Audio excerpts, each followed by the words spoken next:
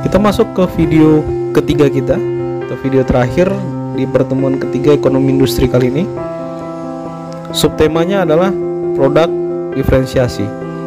Diferensiasi produk yang pertama kita akan bahas adalah kebutuhan konsumen dan bagaimana produk itu dikenal.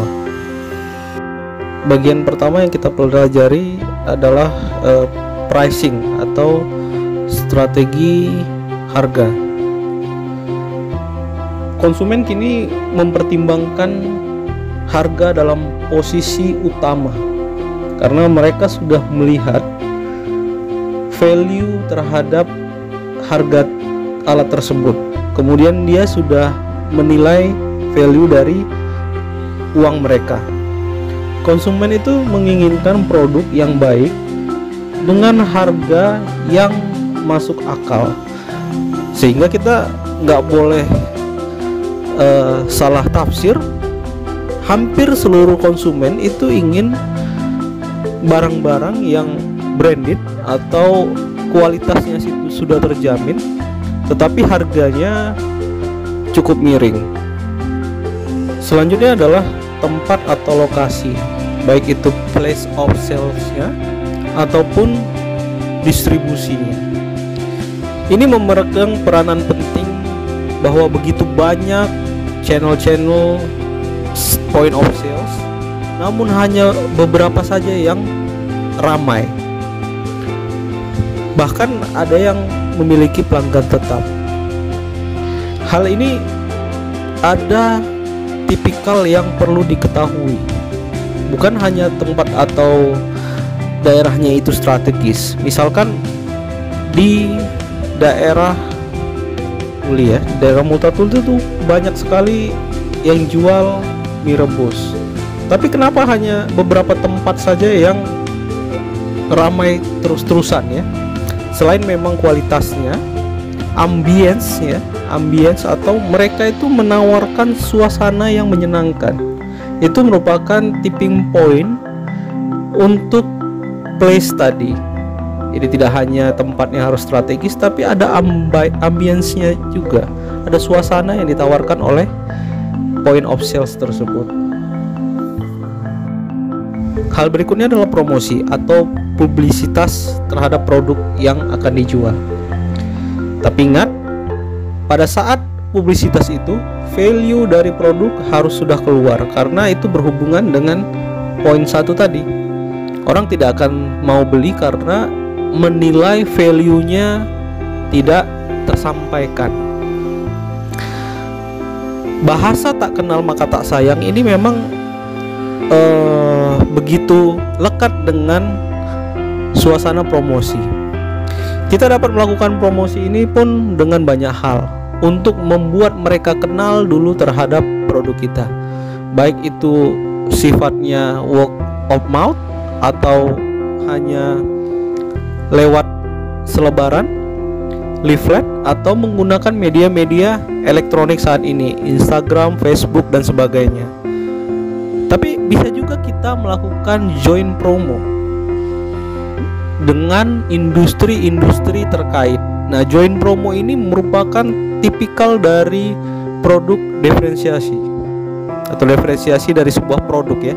Karena produk itu bukan hanya terdiri dari satu bilangan saja. Bisa produk bank digabung dengan produk pakaian dengan bundling tertentu. Ini merupakan bagian dari promosi juga sebenarnya, tetapi menciptakan produk yang lain. Yang terakhir adalah product innovation, inovasi dari produk yang kita akan tawarkan. Inovasi produk ini identik dengan creating market.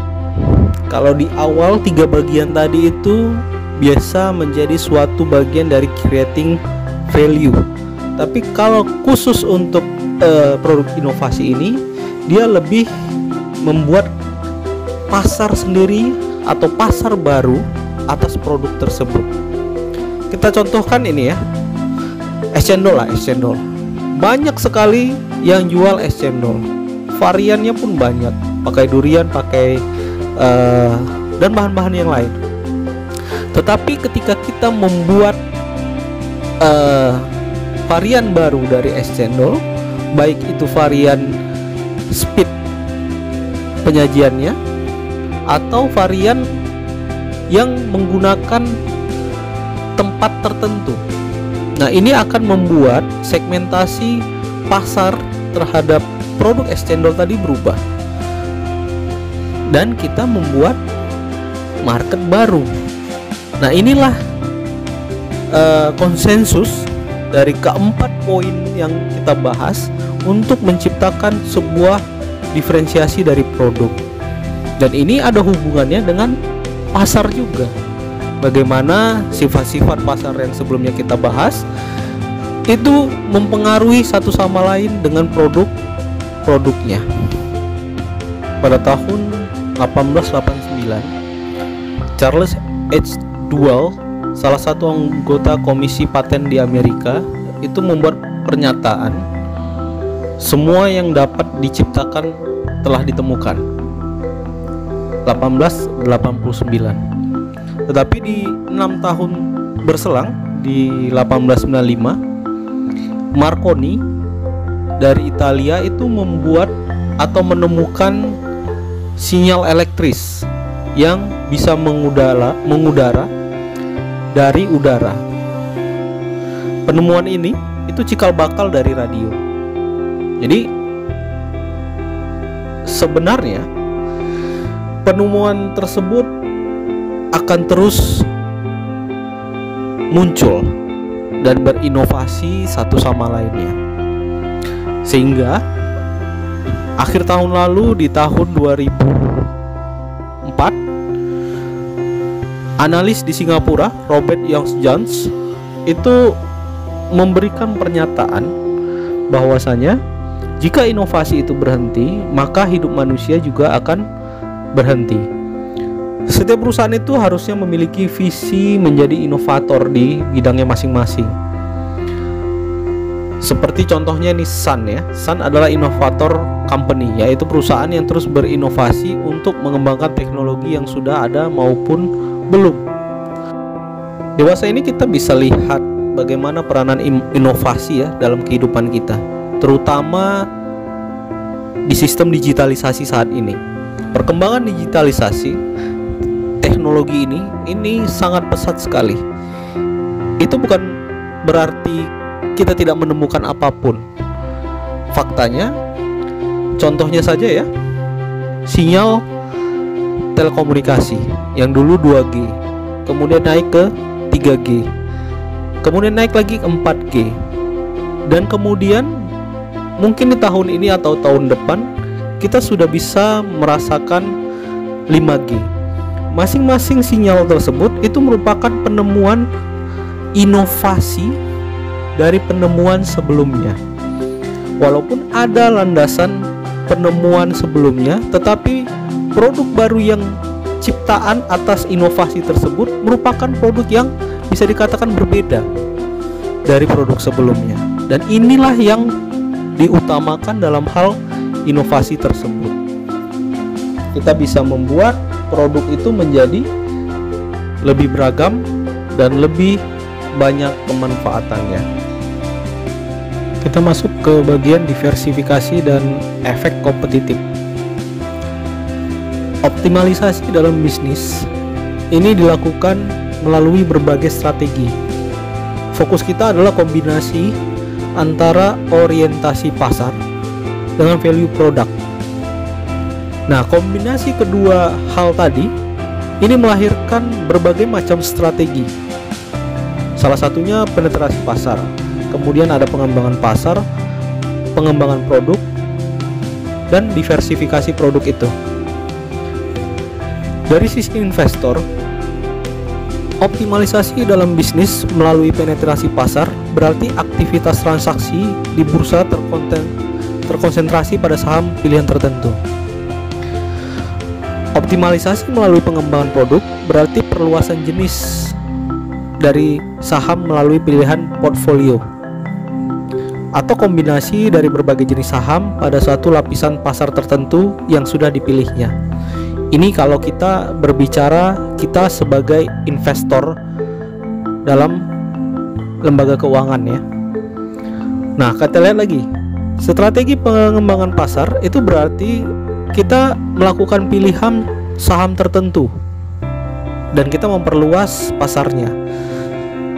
Sedangkan kalau dalam perspektif diversifikasi berarti perluasan pada portfolio maupun lapisan pasarnya. Jadi kombinasi antara produk yang kita pakai dan lapisan pasar yang dituju. Kita masih membahas pasar modal. Terlihat telah terjadi pengaruh berantai pada perkembangan harga jenis saham pada berbagai lapisan di BEI, Bursa Efek Indonesia.